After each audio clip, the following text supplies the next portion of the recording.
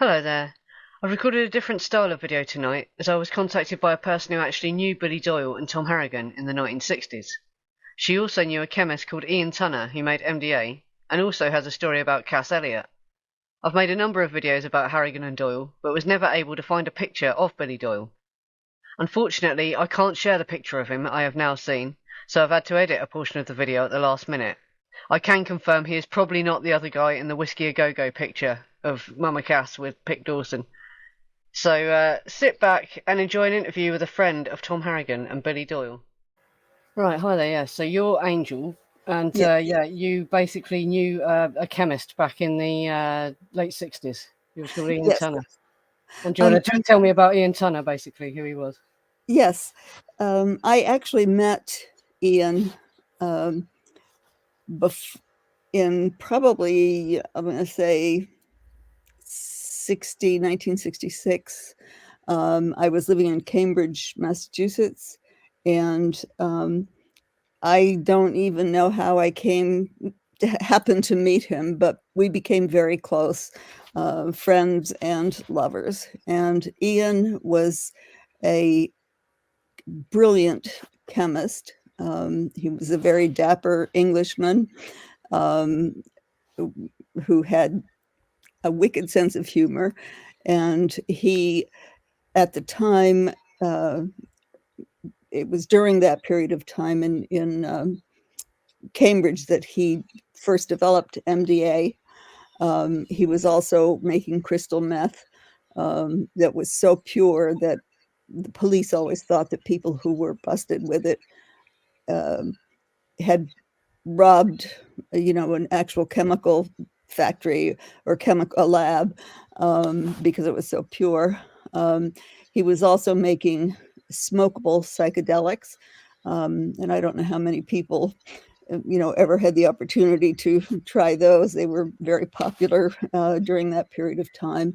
Um, he was constantly developing all different kinds of psychedelics, and he also worked in a regular laboratory, which he probably used to create some of his illegal substances. But he also had a job, you know, and Yeah, like use their equipment or whatever. Yeah, after right, hours. yeah, Yeah. and he. Uh, Let me see. It was during that period of time. I was living in, and he also used to import plane loads of pot, very good pot from Mexico. Um, he just, there was always tons and tons of different types of drugs around, lots of LSD, lots of very good pot, lots of MDA, um, and lots of smokable psychedelics. And it was during that period of time I went with some friends to visit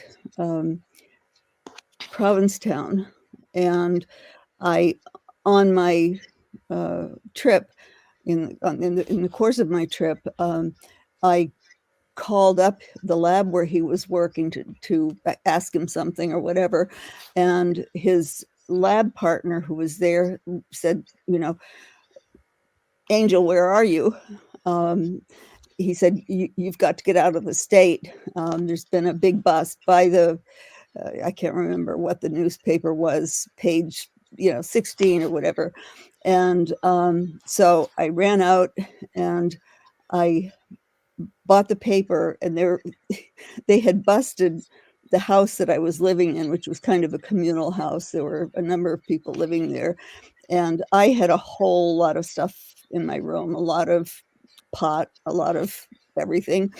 And what the other people did was blame everything on me because I wasn't there. Everything in the house was Oh, said what? Yeah. but mine. So his friend said, "You got to get out of the state, get out of here." And I mean, at that time, I wasn't.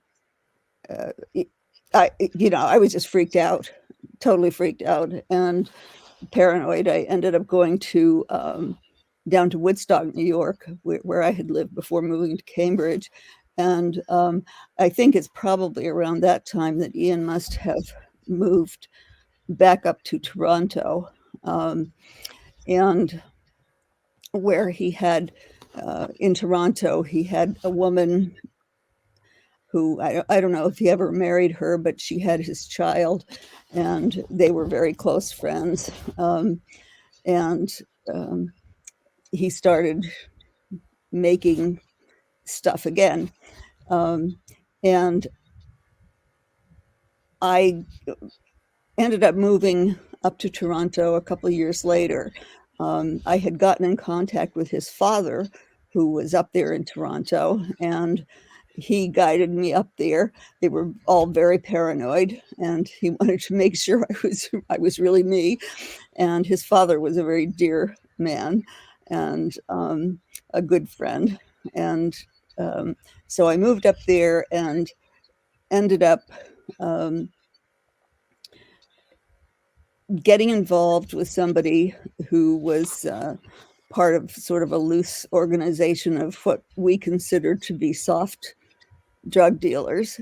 And Ian was producing MDA and meth, and I think that was probably the biggest part of what he was doing at that time. This bust, there's an article here about the bust. I'll make sure this is in the description for anyone watching this. Yeah, but this says he was busted for methamphetamine, yeah, with another man.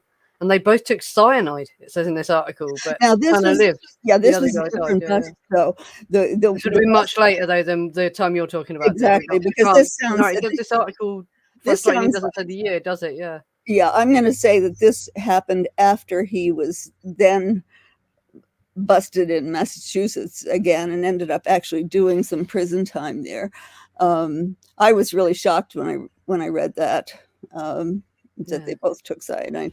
But actually, when I went up there, I first connected with Ian through his father, and I stayed with him for the first while that I was up there, and then it got to be a little weird because he wasn't particularly attractive in a traditional way, but he was very sexy, and he had these other women who were very close to him, and I just kind of felt like uh, we were all living together, and it just kind of felt a little weird. So basically I moved out, and we always were friends, but I got my own place and sort of developed my own life. And at that time, it kind of sounds like the Manson family situation as well, because Charlie did that. Because if you actually look at what happened, Charlie originally was in a conventional relationship with a woman called Mary Bruner. Yeah.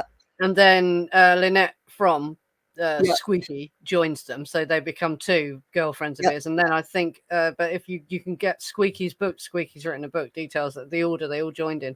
But and that obviously situations like that can end badly.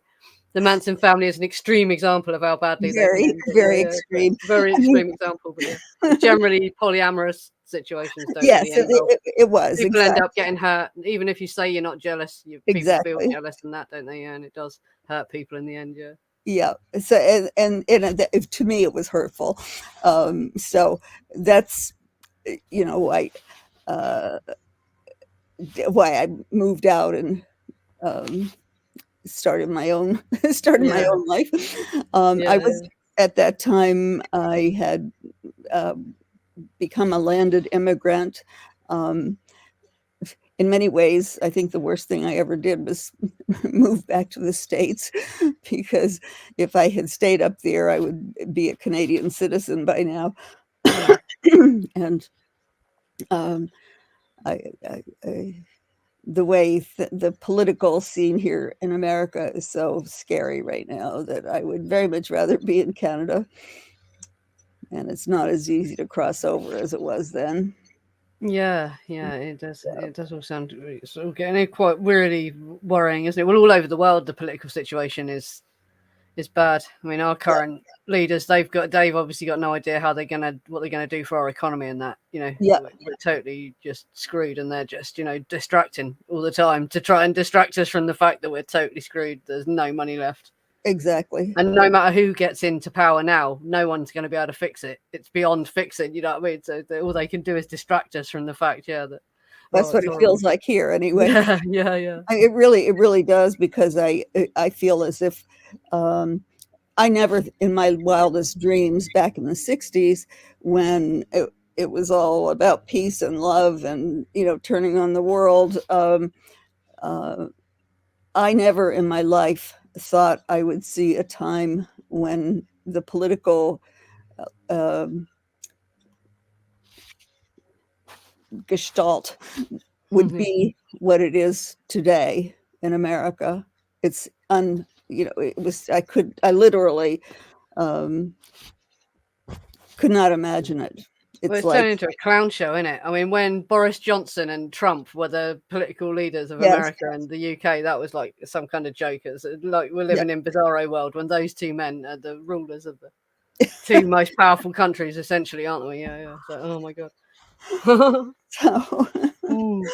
but Yeah. Sorry, we're getting off track. We got us through. So, yes. how did Tommy Harrigan and Billy Doyle link Well, to him then? Yeah. I had become involved with another Billy, a man by the name of Billy Littler, who Yeah, is just to now, make it clear to people now, because this could get confusing for people listening. If you say my Billy, you're talking about yes, Billy Littler, and yeah, Billy is Billy Doyle, right? So now, just so exactly. people understand, because it's confusing, because you also had It a partner does, called Billy, it yeah, does, and they're both it does called get Billy. confusing. Yeah, right. Just so everyone understands that. Yeah, right. Now carry on. Or I can say Billy D and Billy L.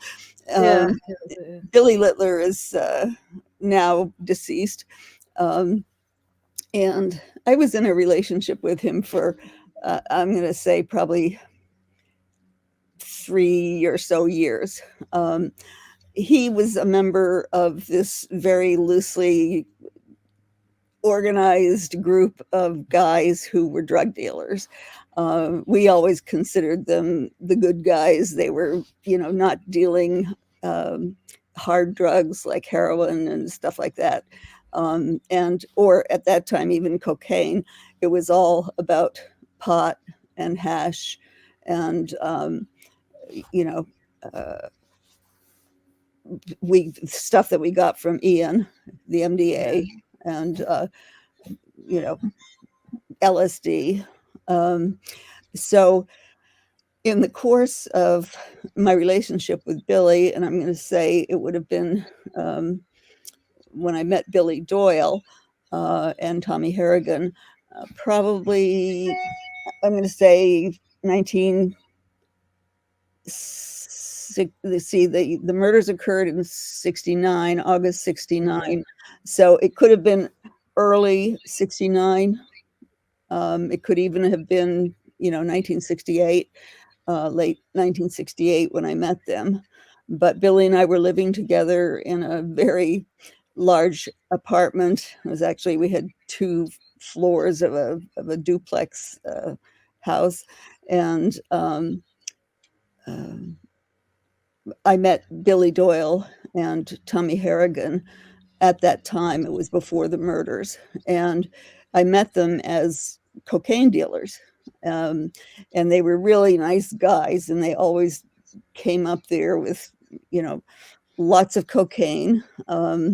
In fact, they literally, one time, things were so different then. They actually mailed us an ounce of cocaine through the regular mail, and you just couldn't do that today. Yeah, in the police report, it says that Mama Cass said, and she lies in the police report because, according to her biography, she was saying she was engaged to him at one point and all that. That may have been some kind of publicity stunt, I get a feeling, though, It's because he really was also a interesting manager, wasn't he? I don't know what was really because, going on there, but they were obviously very close, and he speaks very lovingly of it, doesn't he? yes, In the yeah, police report, she says he came to my house talking about Billy, and she says, and he produced a £2 block of cocaine, and I told him he would have to leave because that was too much cocaine, sort of thing. And that's all she says. So she doesn't want to admit that he stayed with her for a long time or whatever, if that. Yeah. Yeah, and all that. Yeah, that's what she says. But yeah, she says a large amount of cocaine, and it freaked her out how large the amount of cocaine he could do. So yeah, That's so she yeah, said that's you've got to leave. Yeah, yeah, and I'm sure in terms of what I saw, the amount that I saw that they brought up, or that that was shown to me in terms of ounces. I never saw anything that large, but no, yeah, my Billy and his friends who were the dealers may have seen that kind of amount. Um, I don't know, because it was just kind of a strange, you know, fickle fate that yeah, throughout my life, I never really had to buy anything because I was always somehow connected to people who were either yeah. Who producing were or making it or whatever. Yeah, importing or whatever. yeah, And so I never saw any amount of that size. Um, the yeah, Billy Littler and his friends imported up a ton of hash at one point, and it was I'm not sure where they were keeping it, but we had so much hash in the house, and we we went to a music festival and we made sandwiches, like peanut butter and hash sandwiches, yeah. like with slabs of hash. And boy, oh boy, Yeah, did we get high? yeah, Yeah. The police up there at that time, and I don't know how it is now, but the Royal Canadian Mounted Police were very um, well educated. They had to be college graduates. They were very polite. They uh, I lost my pocketbook, or it was stolen. My pocketbook and wallet were stolen at a music festival that I went to. And one night, this was when we were living in the small town of Orangeville outside of Toronto. There was a knock on the door, and there were a whole bunch of us in there, um, smoking hash and etc. And everybody was running around like crazy. Oh, we've got to try to flush this down. And I said, no, just give it to me. Let me put it in my pockets, because I knew they never they would never search a female person um, without a female officer there. And so I was, had pocketfuls of hash and so forth. And I went to the door. We were, it's totally freaked out because there was this police car out there, and the house was just filled with smoke. And it turned yeah. out somebody had turned in my wallet, and he was returning my wallet from the music festival. Um, and he was very funny. After he gave me the wallet, he said, "Well, I guess I better get going before I get too dizzy." I said, "Thank you very much." Yeah, So, but at this time, Billy and Doyle and Tommy Harrigan were kind of in and out.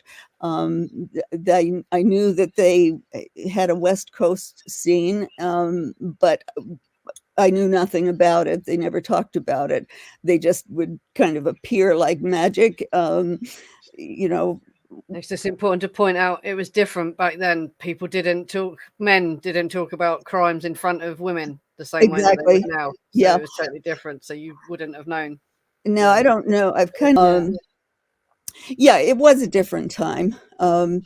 Uh, Women, the girls, and we were, I mean, at that point, I was in my early 20s. Um, the the women were not considered a part of the drug dealing circle, so to speak.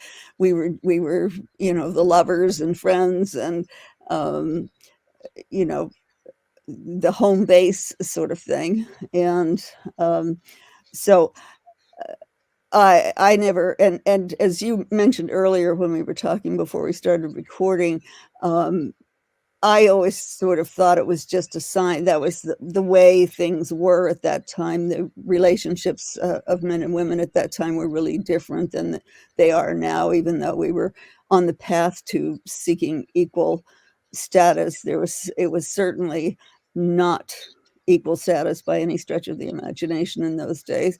And so I just always figured it was,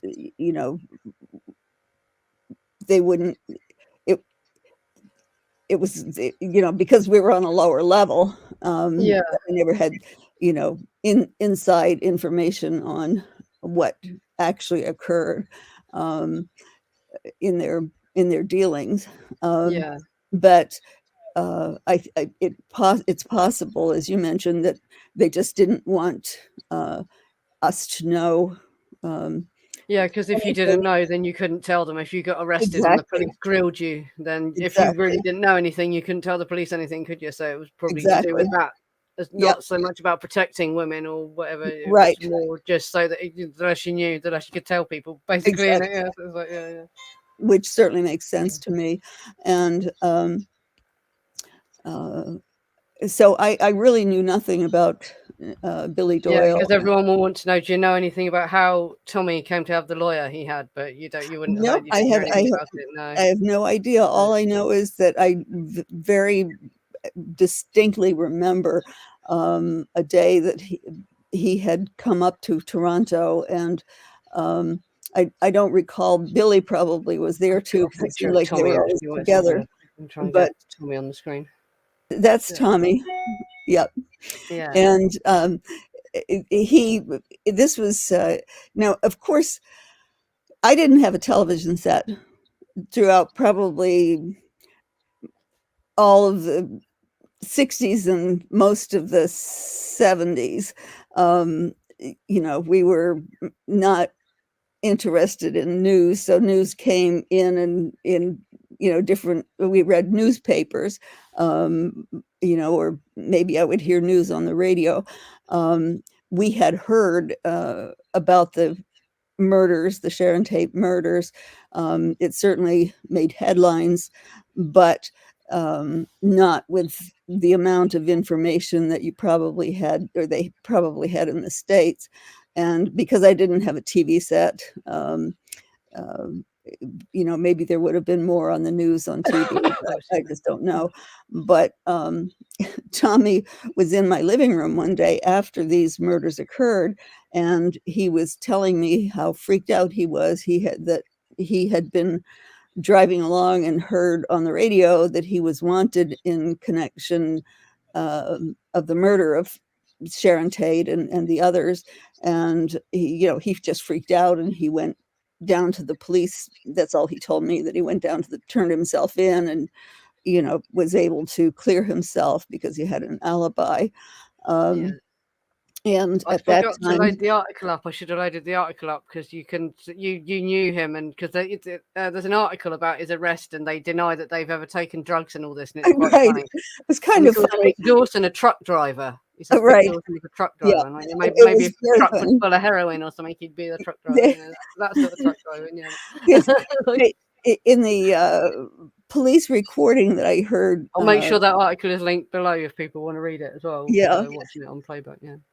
uh, in the police recording that I heard of Billy Doyle being interviewed by the police after the murders, he was in Jamaica supposedly at the time, and he sounds very straight and normal. Says I don't do drugs, and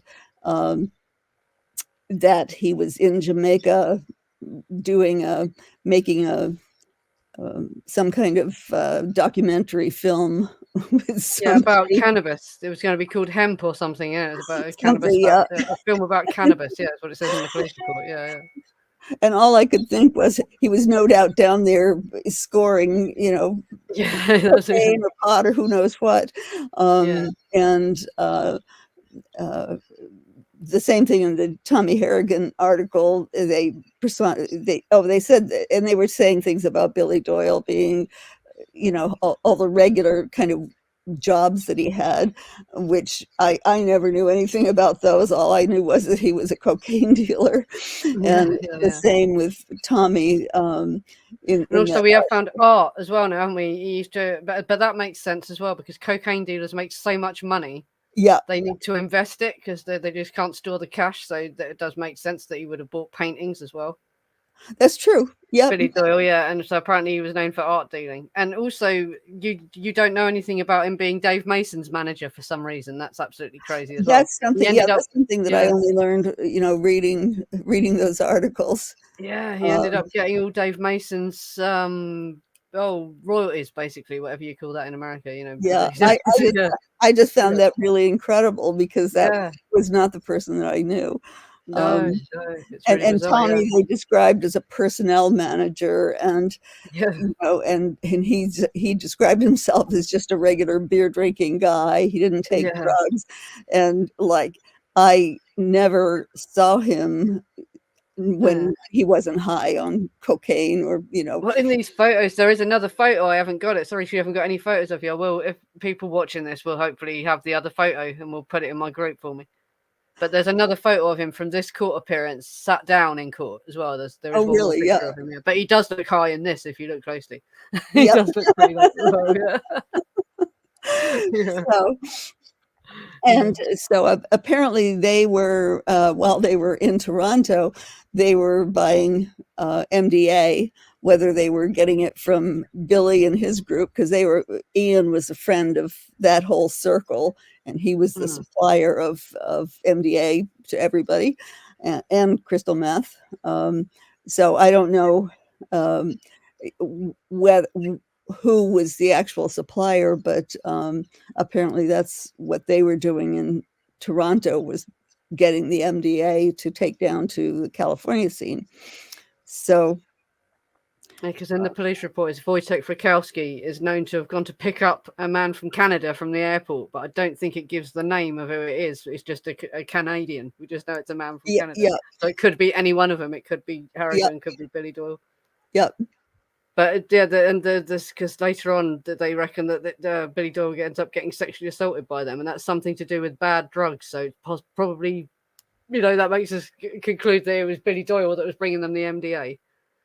But you say Tunner was a really good chemist, so it's yeah. unlikely He that he never would have released anything that was bad. let me put it this way: he never Yeah, made any bad MDA or any no, bad math or anything else. So the only way it could have been bad would be if they had uh, cut it themselves or cut it whatever. Yeah, yeah, and themselves. then blamed the suppliers. Yeah. Yeah, And that's actually a common scam at the time, apparently, as well. Drug dealers did that to each other. They accused each other of having bad drugs.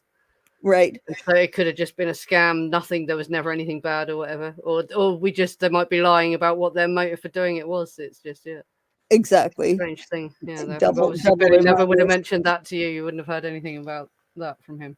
No, no, No. I And never. did you ever know Charles Tackott? You never knew a man called Charles Tackott? No, And you never met Pick Dawson either? nope. No, because these are all known to be connected when they're in the USA.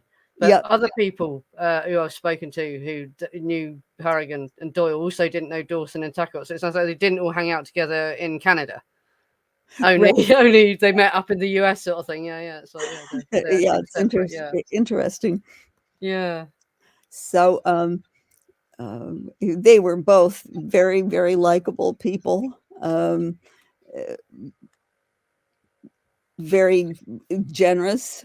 Um, what I would consider kind people, and I have told you at a previous time, there was a time after my Billy and I had moved out of Toronto to a small town outside of Toronto, about 30 miles outside of Toronto. Um, I was in a terrible automobile accident with a good friend of ours who was staying with us at the time, and uh, turning into the driveway of my house, my car was hit by a drunk driver in the back. The car spun around when nobody wore seatbelts in those days. It spun around and flipped over in the air. I got thrown out, and I was thankfully wearing a leather jacket because I was skidding down the highway on my right shoulder. And I remember seeing as the ground went past, I remember thinking, gee, I wonder if I'm going to die. You know, I'm not having visions of my life passing before me. Mm. And I came to a stop, and it was like, oh my God, I'm not dead. And I looked back up, and Toby had been sitting in the passenger seat, and the centrifugal force had thrown both of us out of the car in the same direction. And I cleared the car and went sliding down the highway, and she didn't clear it. The car landed on top of her, thankfully, with the door open, but the roof of the car was right across her pelvis, and Oh, she was yeah. very seriously injured. She ended up being in the hospital for quite a long time. Um, and you know, I had some injuries, a broken collarbone and things like that, but nothing like she was injured. And eventually, that case went to trial, and this guy who hit us he didn't even have a license.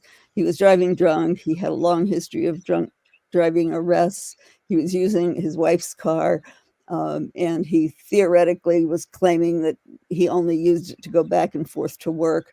So he basically really, he should have gone to jail for a long time, and he didn't. He basically got a slap on the wrist as far as we were concerned, and I was Mm. very angry about it. And Billy Doyle uh, came up to me in the house one day and told me that if I wanted that guy gone, if I wanted him taken out, just give him the word and it would happen, and there would be absolutely no connection to me, and he would you know it, nobody would ever find out. There would be no connection to anybody.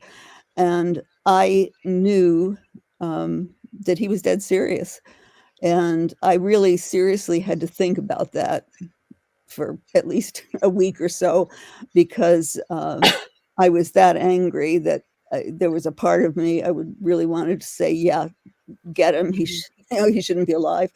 Mhm. And I finally I decided I could not live with that on my conscience, even if there was no way that it could be connected to me. I just really um, it just was a level, a place that I couldn't go.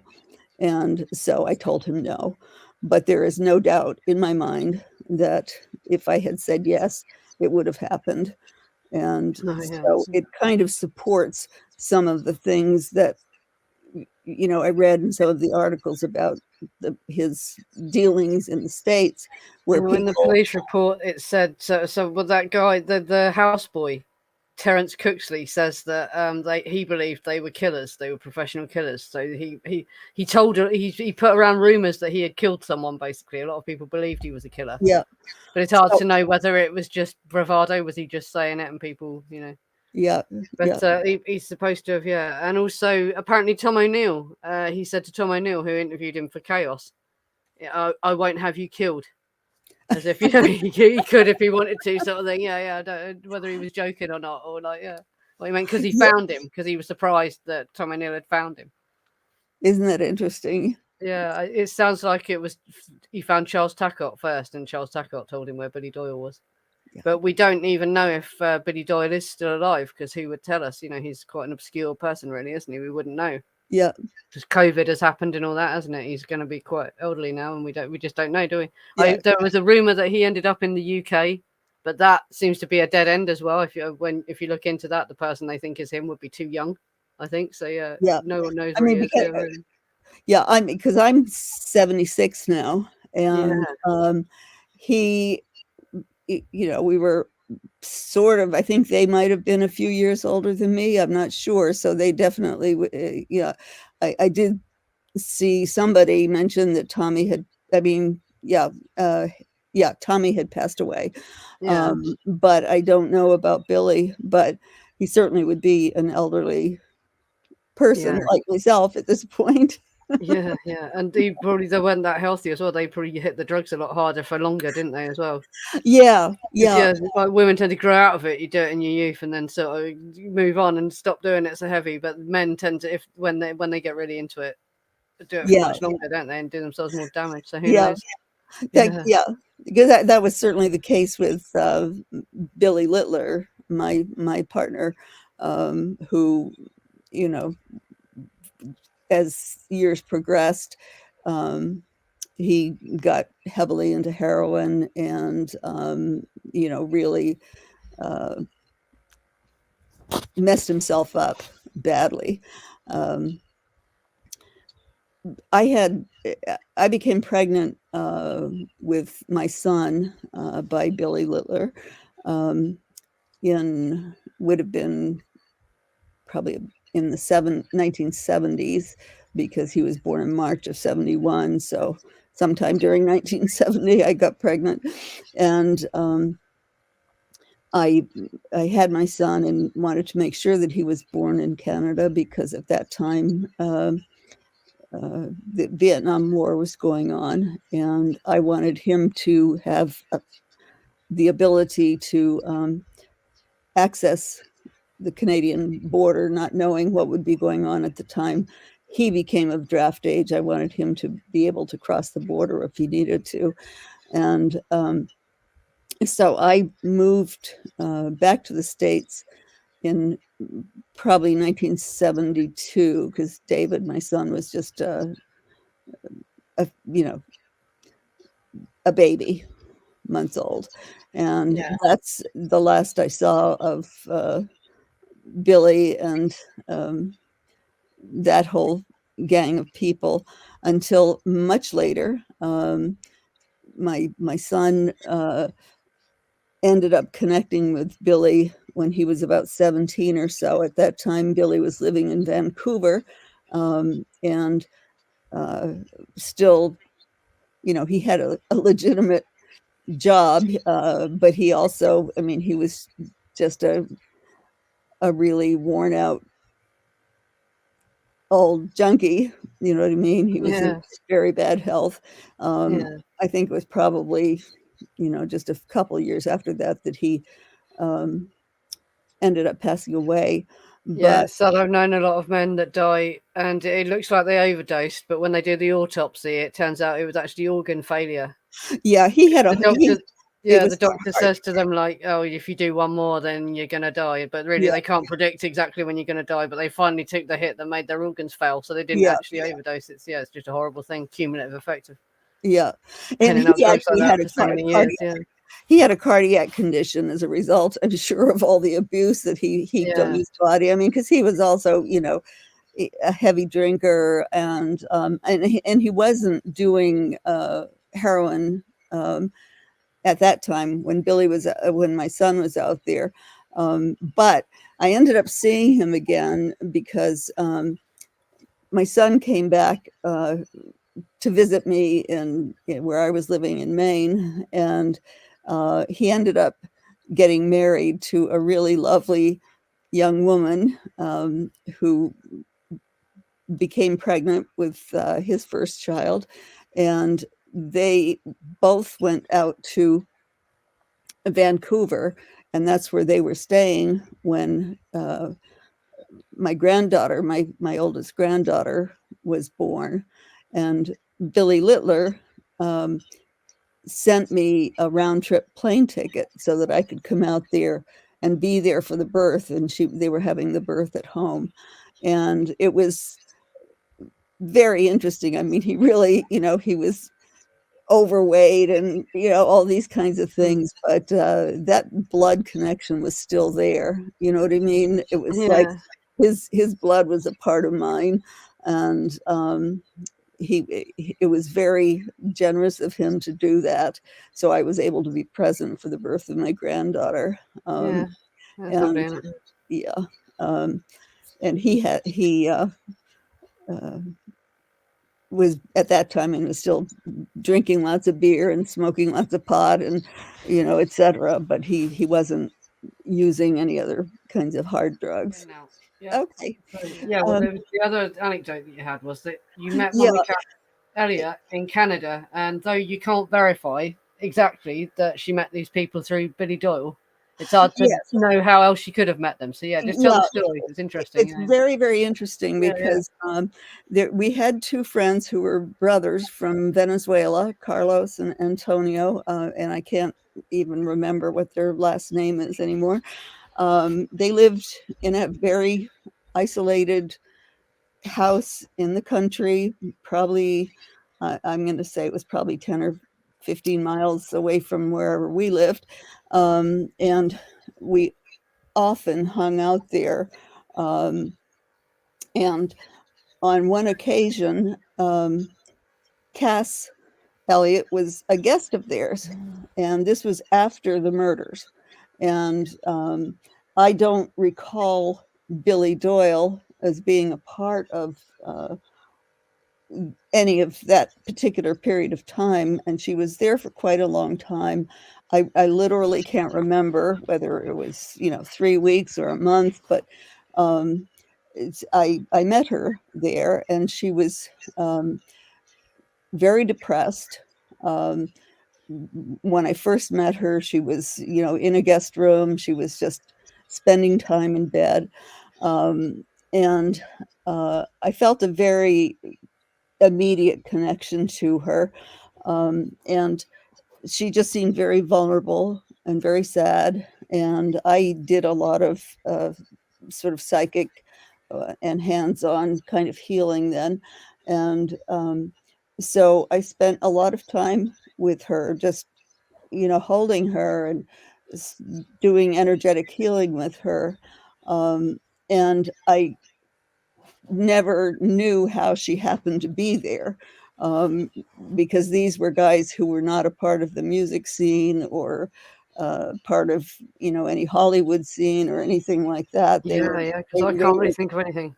yeah, Um, they were she just would have drug only had dealers connections, too. like yeah, musicians, possibly theatre as well, because she did do some theatre when Yeah. she was younger.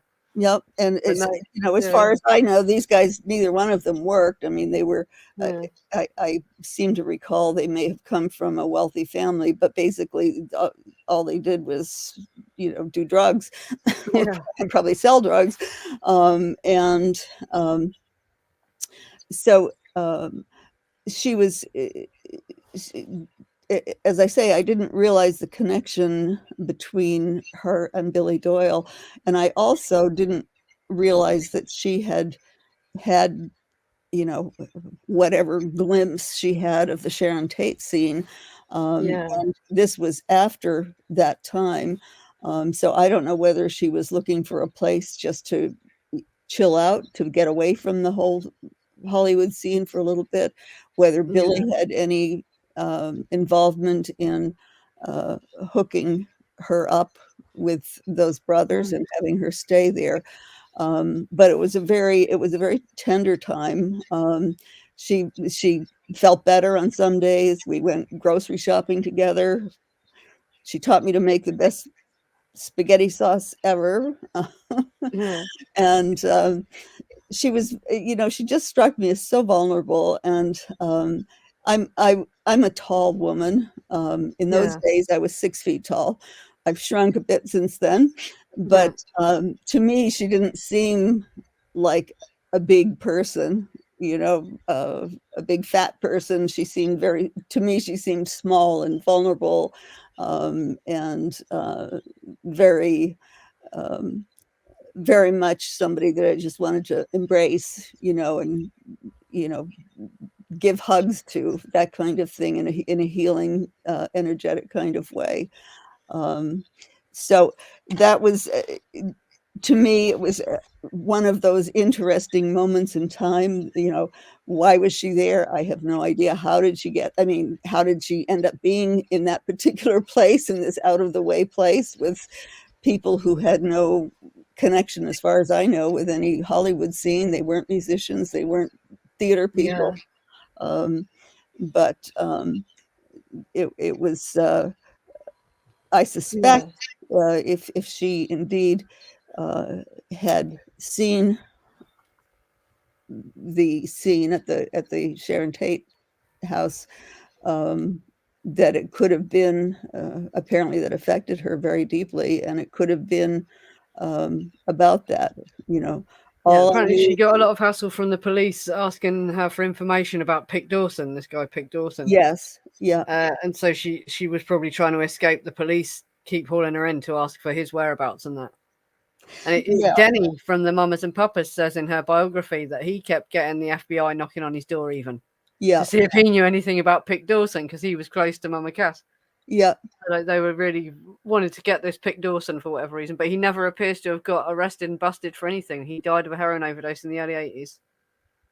Yeah, That's all we know, but they never seemed to catch him, and he had a diplomatic passport for some reason. A very interesting character, like, but no one, that's very yeah, strange. Yeah, he managed to get away with everything, though. He never did get busted. They seem to suspect he was part of an international drug smuggling ring, but huh. could never actually get them. Because I think Tommy Harrigan did go to prison at one point, didn't he? Do you know anything about That that? I don't know about, Yeah, because again, at the point that I sort of lost contact with that whole scene was, you know, in 72 when I came back to the States, um, and only, you know, had phone contact with a few people up there. So I don't have any idea about, you know, no, it happened later. Yeah.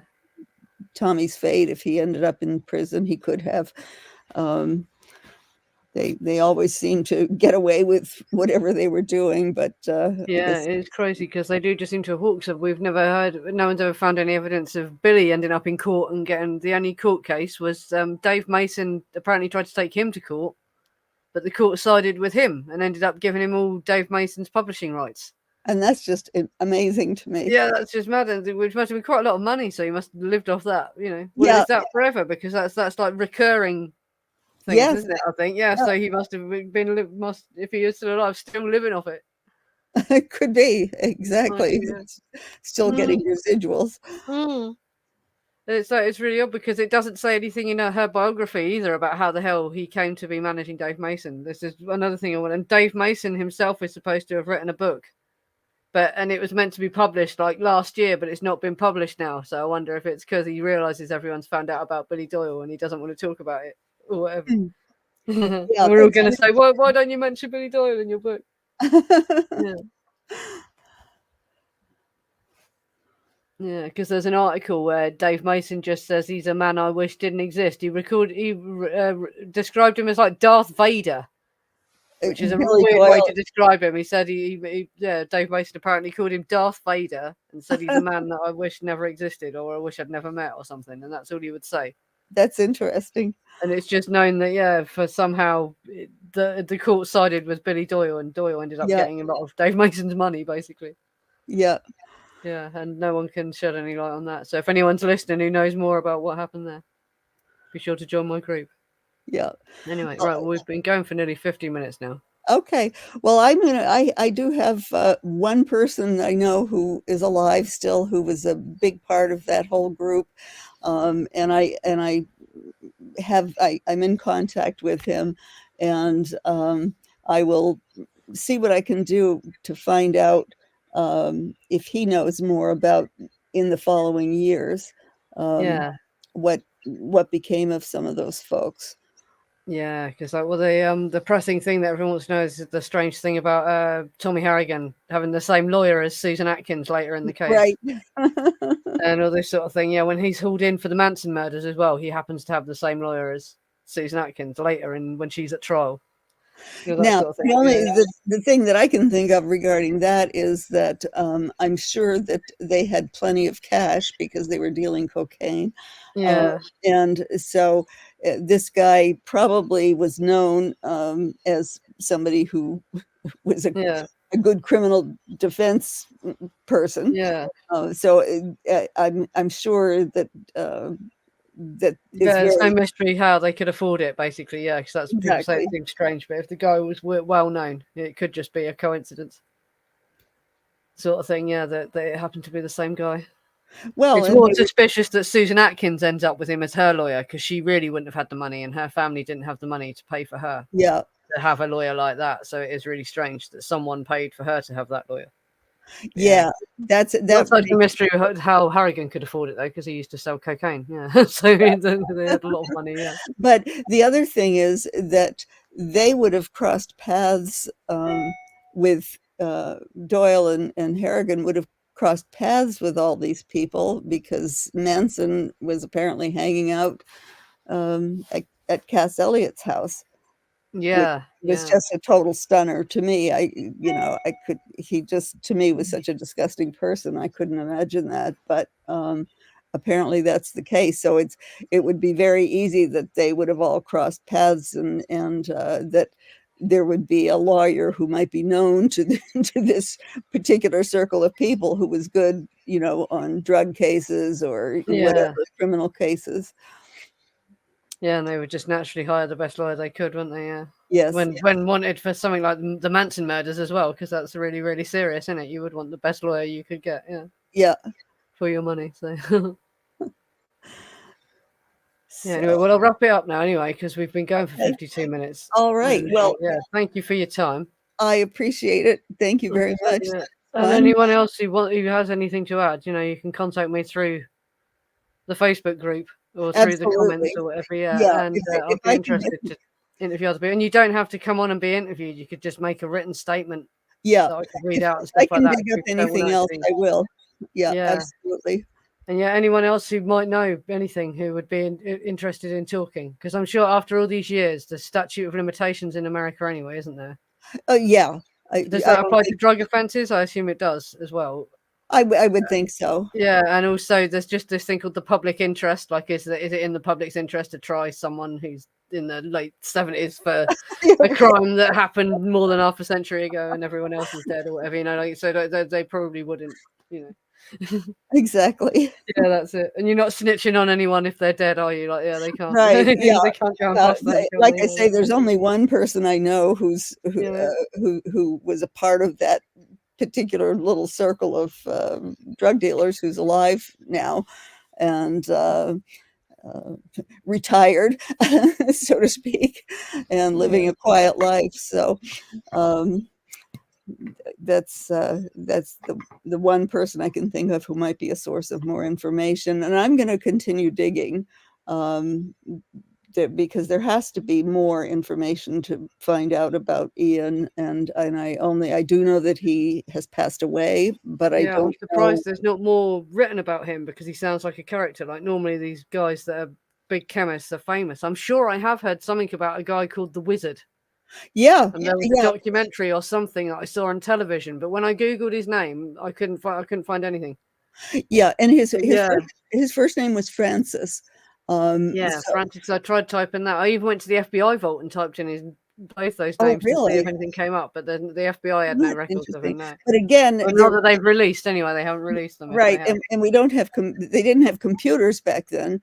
Yeah, So uh, it may be there may be a whole lot of information that's available, but yeah, in it's not been boxes scanned somewhere. in or whatever. Yeah, that's it. Yeah. Yeah, yeah, So because all these because when you look at these files, it's obviously scans of really old documents. yeah.